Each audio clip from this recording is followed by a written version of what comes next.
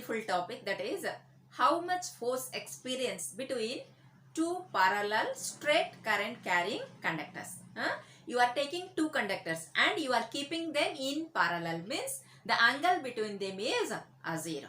Before going to start this derivation, how much force experience, you need to know two concepts. What is that?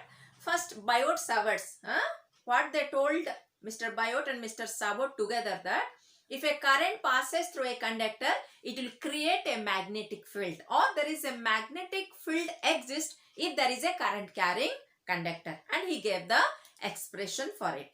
Fine. Next, what we have seen, when a current carrying conductor is there and you are giving another external magnetic field, then there is a force experience. What is that force? That is called as Lorentz force. What is the formula for it? The Lorentz force formula is F equal to BIL. And how much the magnetic field experience if you are carrying a straight conductor and passing a current at a distance of R. Then you make a circle in that area, that is called as Amperian circle or Amperian path. According to that, you will find the expression for it, that is nothing but mu naught I by 2 pi R. These are the basic funda you need to understand. Then it will be very easy to derive the expression. Let us start.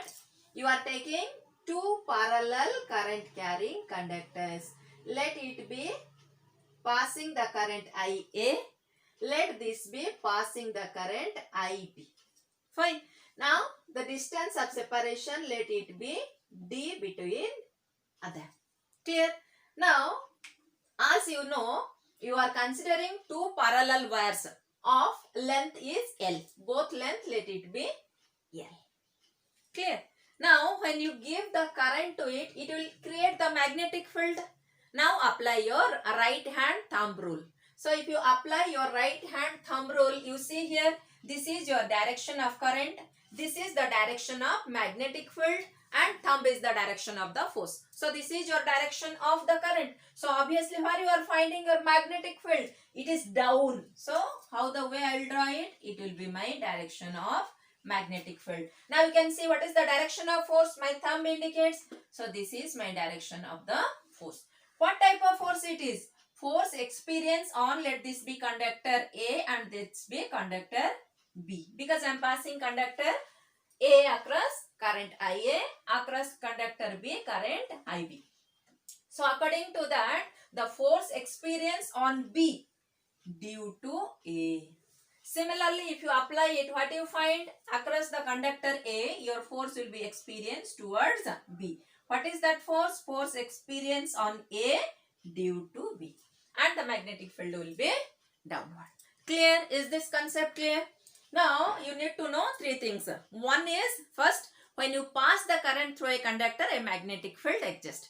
Second concept is, if a current carrying conductor is there and a magnetic field exists, and you are keeping that same conductor in another external magnetic field, then there is a force experience on that conductor. What is that force? That is nothing but mu naught I by 2 pi R according to the distance R. Here I am considering distance D. So what I should write? Instead of R distance, I should suppress it to the D.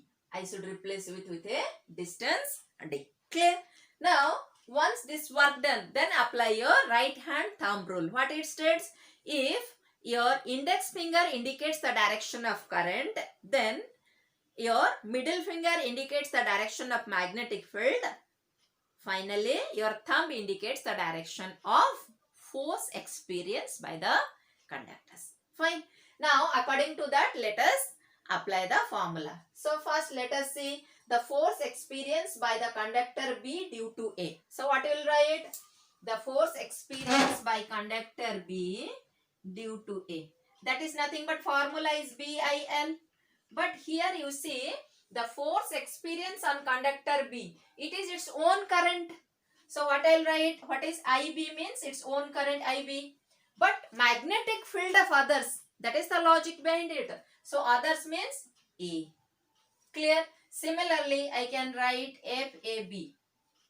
So force experience on A due to its own current and opposite magnetic field. So first you write BIL. Now what is own current A? What is opposite magnetic field? That is B. Clear first part? Now come to the second part. What is that second part? Second part is nothing but the magnetic field. What is that magnetic field formula? Mu naught I by 2 pi d. Clear? So when you say magnetic field A, that magnetic field is due to its own current. So mu naught Ia by 2 pi d. Similarly, what is magnetic field in B conductor? That is also same mu naught I by 2 pi d, you write. And how much it will be due to its own current? So B. Clear? First part clear? Now just we are going to substitute this value of BA here, BB here. Now let us substitute. So what you will find? FBA equal to BA IBL. So what I will write? BA mu naught Ia by 2 pi d. Now what is remaining? IBL. So IBL. Similarly, let me substitute FAB. So what I will write? FAB equal to, substitute the value of your BB. So how much it is? Mu naught IB by 2 pi d. So mu naught IB by 2 pi d. Remaining what is the expression? IAL. IAL. You just check these two expressions, FAB and FBA. Both are in opposite direction. You can see here. But their magnitude is of same. Am I right? Check it.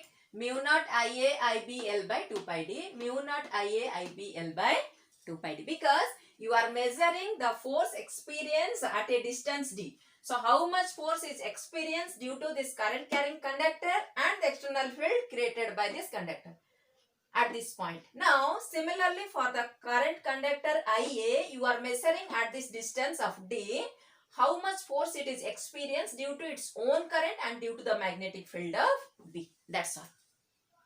Now you are finding both are same. So we can write it as F of AB mod equal to F of BA mod. Magnitude remains same, but they both are in opposite direction. And you know, they both attract each other. So what will be the sign convention? Obviously it will be FAB equal to minus FBA.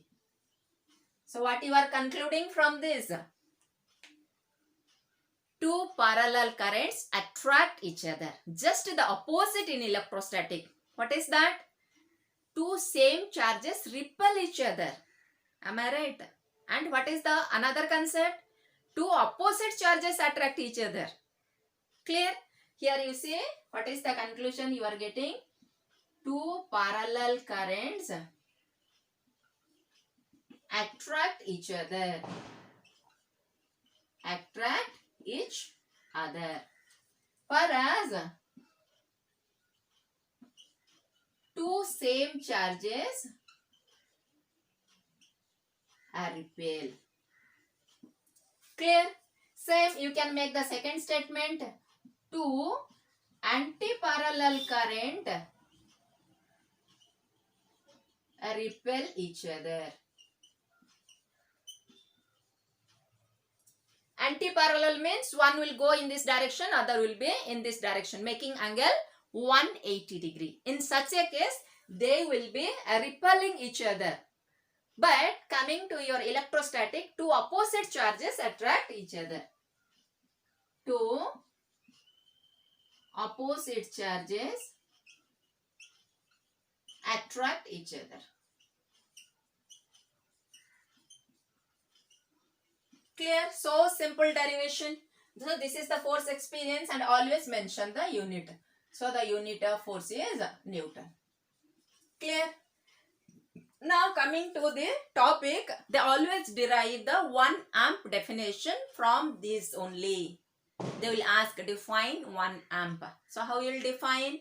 It is nothing but that value of steady current which passed through between two long straight parallel conductors, those who are separated by 1 meter in vacuum, constitutes or creates a force of 2 into 10 to the power minus 7 Newton per meter length.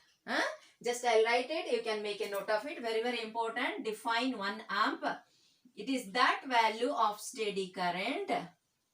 That value of steady current between two parallel straight long conductor separated by 1 meter in vacuum